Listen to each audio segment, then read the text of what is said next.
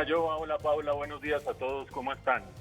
Yo tengo aquí unas reflexiones interesantes de por qué pasó lo que pasó ayer, por qué, Mauro, ese nivel de indignación, por qué, Mauro, ese nivel de odio, de vandalismo y de violencia que se dio ayer. No estaban los cálculos que esto pasara. ¿Por qué ese cacerolazo, por ejemplo? Yo creo que hay que diferenciar dos cosas o dos grandes motivaciones y dos grandes fenómenos en lo que pasó ayer. Yo creo que a todo el mundo le conviene, empezando por el gobierno, pero siguiendo por el mismo país, la opinión pública, diferenciar el fenómeno político que representa la protesta masiva que hubo hasta las 3 de la tarde en distintas ciudades del país, masiva de distintos colores políticos, de distintas edades, de distintos géneros, de distintas razas, incluso de distintos partidos, alrededor de algo genérico pero significativo que son las políticas del gobierno. Digo genérico porque cada cual tenía un motivo para marchar y cada cual tenía un motivo para protestar, al punto que era difícil encontrar un común denominador distinto a políticas del gobierno. Creo que esa lectura hay que hacerla en el ámbito político. Creo que esa lectura debe llevar al gobierno a pensar cómo garantizar gobernabilidad en los 2 años y medio, casi 3 años que le quedan por delante, no solo pensando en el gobierno, pensando en el país. Yo creo que el gobierno tiene una oportunidad grande al tener una economía en todo caso creciendo a los mayores niveles de Sudamérica, uno de los mayores niveles de Sudamérica entre las economías grandes, al tener la posibilidad de hacer pactos políticos. No sé cuál sea la fórmula y tendrá que ser creativa y tendrá que ser muy incluyente, creo yo. Pero ignorar que la población se manifestó de manera pacífica y de manera muy nutrida, y esto nos lleva al cacerolazo, porque el cacerolazo, aunque tuvo participaciones de muy diversos sectores, también tuvo un gran tinte de protesta frente al gobierno. Basta recordar que una parte importante del cacerolazo se concentró frente al lugar donde vive la familia y donde vive el presidente Duque, que no vive en la Casa de Nariño, como todos bien sabemos, sino en su casa donde vivía antes de posesionarse. La protesta llegó hasta allá. Por lo tanto, creo que ese fenómeno político hay que diferenciarlo del otro, que es el vandalismo, el pillaje, y que tiene un componente, como dice Giovanni, de odio, y tiene otro componente, creo yo, de oportunismo político. El oportunismo político, por supuesto, trata de hacer eco de lo que ha sucedido en América del Sur, de lo que ha sucedido en Chile, de lo que ha sucedido en Ecuador, sin reconocer que son realidades políticas, económicas y sociales distintas. No tenemos tiempo de hacer el análisis de las múltiples diferencias que hay entre la situación de Chile y la situación de Colombia, pero basta con decir que muchas de las políticas sociales que tiene Colombia instauradas desde hace más de 10 años brillan por su ausencia en el caso de Chile, de un Estado mucho más plegado a redes sociales de protección social, como es el colombiano, y no así el chileno. Pero no vamos a entrar en esa diferenciación, vamos a decir que hay una especie de oportunismo político diciendo aquí hay que hacer lo mismo que en Chile, aquí hay que hacer lo mismo que en Ecuador, arengas de diversa índole, salgan las barras bravas a las calles, esto lo tenemos que hacer con un paro nacional indefinido. Y lo otro que hay en esa manifestación violenta ya no es solamente un oportunismo político que puede venir, no lo voy a negar, en parte promocionado desde fuera del país, pero también en parte promocionado desde dentro del país.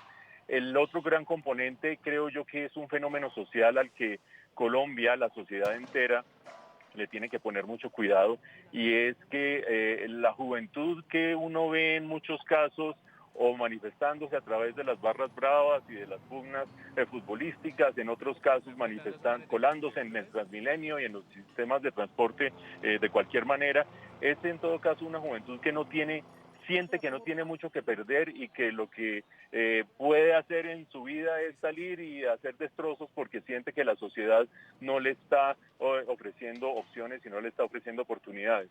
Por supuesto, aquí hay prioridades de corto plazo y de largo plazo, quizás esa sea una de las de largo plazo, repensar cómo está Colombia viendo a su juventud, y en el corto plazo creo que para el gobierno está el inmenso reto de buscar inclusión política y recuperar gobernabilidad sin ceder en el control de la violencia y en la manifestación explícita para mantener el orden en el país.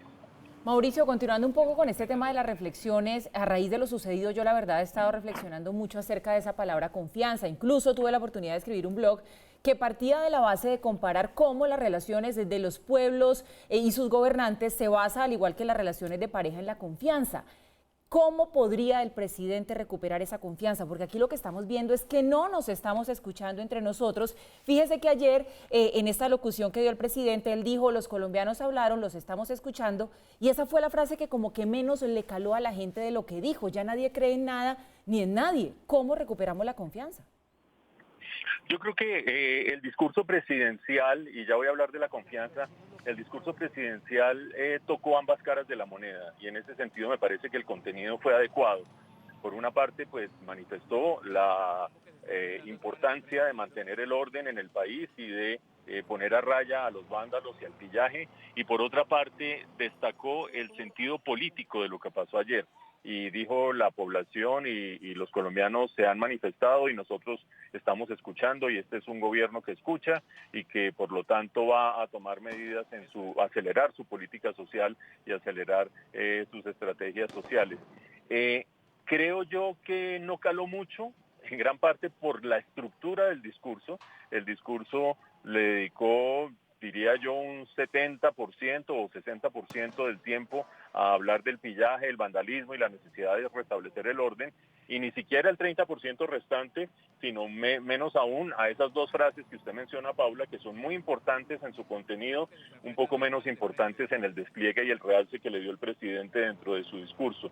Pero más allá del discurso, la gran pregunta es ¿qué hacer? Yo creo que aquí hay unas cosas de fondo y otras de forma. En la forma, yo creo que el gobierno tiene que conectarse más con el sentir ciudadano.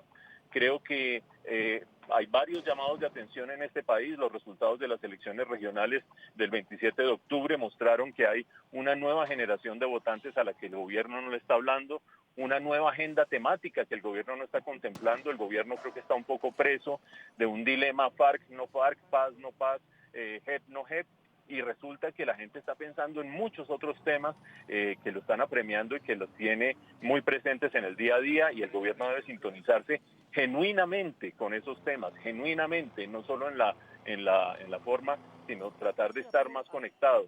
Y creo yo que hay una situación muy complicada desde la perspectiva del logro de la confianza, y tiene que ver con quiénes son los interlocutores, porque la primera reacción que uno podría plantear para el gobierno sería, bueno, siéntese a hablar con los demás partidos, y siéntese a hablar con la oposición, y siéntese a hablar con los congresistas que en este momento pueden conformar una mayoría y facilitar o dificultar el paso de proyectos en el Congreso. Pero resulta que marchas como la de ayer o fenómenos políticos como los de ayer muestran que hay una inmensa franja de la población colombiana que no se siente representada por los políticos. Ahí, si me permiten a mí hacer una analogía con Chile, los políticos, el gobierno y la oposición deciden hacer un pacto político y la población sigue saliendo a las calles por una sencilla razón, porque los mismos que hicieron el pacto están desprestigiados, desacreditados e inhabilitados como representantes del sentir social. Creo yo que viene para el gobierno un reto muy significativo, y es encontrar interlocutores. No creo que baste con sacar una foto, que ni siquiera sé si está en los planes del gobierno, una foto con los líderes de distintos partidos políticos para armar una coalición parlamentaria, porque hay segmentos de la población y sobre todo una nueva generación con una nueva agenda de necesidades y de temas políticos que no está representada en esa política tradicional. Creo yo que ahí está el gran reto del gobierno. Creo que tiene que ser creativo, y dentro de la creatividad una cosa fundamental es tener otra clase de cabezas pensantes alrededor, aire fresco. Se necesita aire fresco para pensar los problemas del país, para pensar estrategias políticas y para pensar cómo ejercer las políticas públicas en ese contexto. Pues Mauricio Reina, gracias por atendernos a esta hora, Mauro. Nos vemos esta noche en nuestra emisión de Red Más Noticias para tratar de entender mejor todo lo que pasó hoy, ese cacerolazo, esos hechos, todo. Un día histórico ayer en Colombia. Mauro, gracias. Nos vemos esta noche.